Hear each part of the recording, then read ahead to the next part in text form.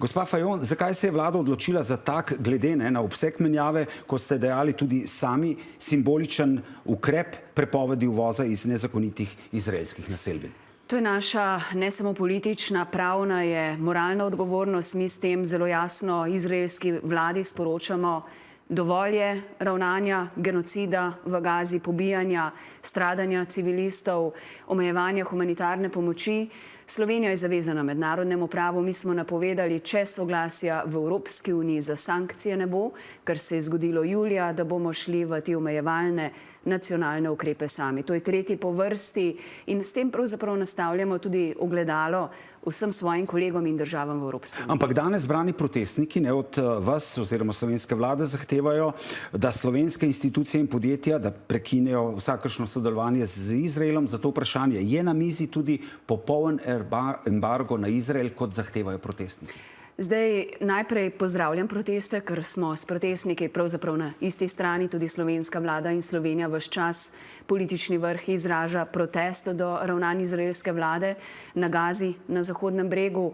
Mi izkoriščamo vse možne pravne podlage, ki obstajajo. Tudi v tem danes začetem gospodarskem ukrepu morate vedeti, da gre za trgovinsko politiko, ki je skupna politika Evropske unije in da tu pravzaprav Slovenija res orje ledino, tako kot pri prejšnjih ukrepih, kjer je precej tudi nejasnosti glede zmožnosti in pravnih podlag.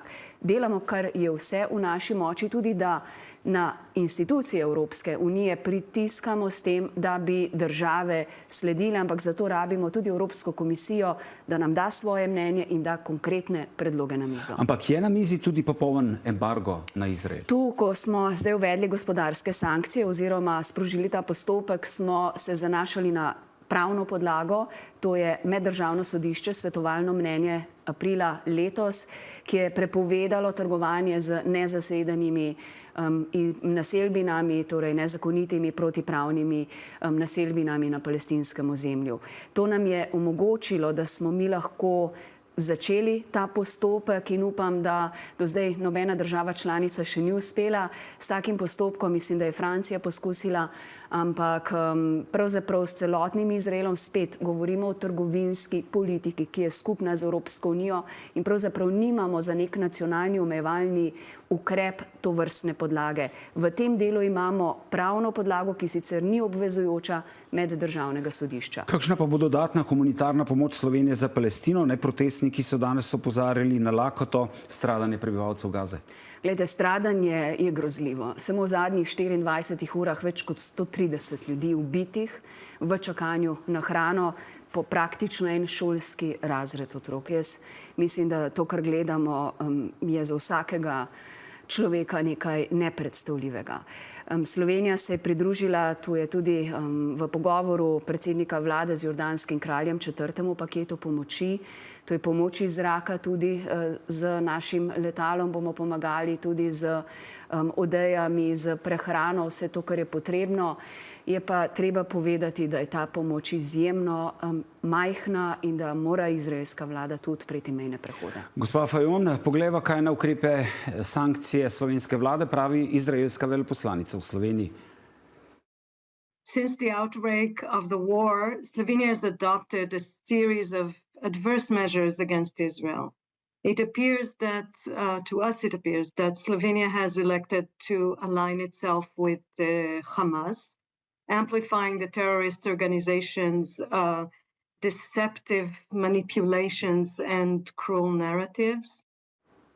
Se je Slovenija, slovenska vlada postavila na stran Hamasa? Slovenija obsoja še enkrat kršitve mednarodnega humanitarnega prava, zavržna ravnanja izraelske vlade v Gazi, na Zahodnem bregu, nezakonite naselbine in stopnjevanje nasilja.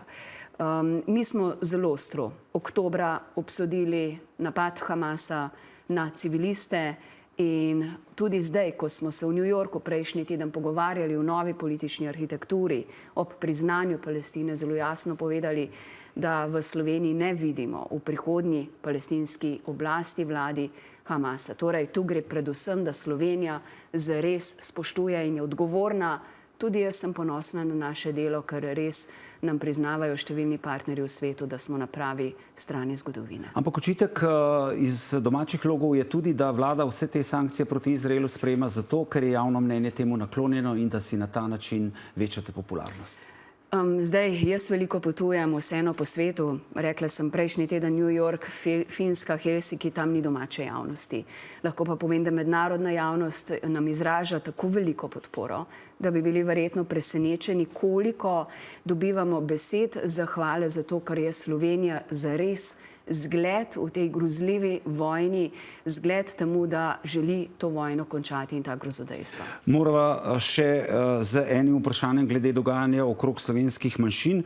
V Trstu že drugi protislovenski napis, ne na slovenskem konzulatu, najprej v stranih Slovenih, danes konzulat korupcije, predtem dogajanje na avstrijskem Koroškem, zadnji incident z sodnikom, ki je od igralca, ki je govoril v slovenščini, zahteval, da govori nemško, oster protest UEFA, ki je vodi Aleksander Čeferin. Se mi zdi, da se vse tukaj kar kopiči.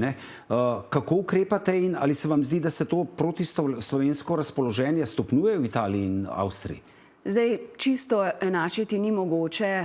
Danes v Trstu spet še en tak grozljiv napis ene mračne preteklosti. Še vedno pa tu vztrajamo na zelo dobrih prijateljskih in medsosednih odnosih.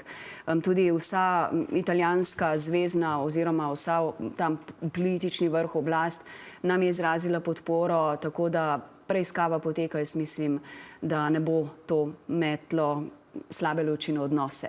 Medtem ko Avstrija, tu pa vseeno je treba reči, gre za res zaostrovanje mogoče vprašanja rabe slovenskega jezika, odnosa do manjšine. Ta incident, ki se je zgodil, oziroma ta nesorazmerna uporaba sile nad mladinskim kampom, to je bilo res nekaj nepredstavljivega. Jaz sem se pogovarjala z deželnim glavarjem, vsi so se opravičevali, zdaj poteka preiskava in tu bomo zelo pozorni, da bo res ta preiskava transparentna, da ne bo predolga in ostala brez rezultatov.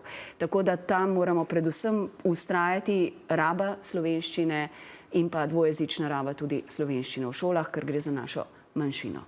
Najlepša hvala, da ste bili naša gosta. Hvala lepa.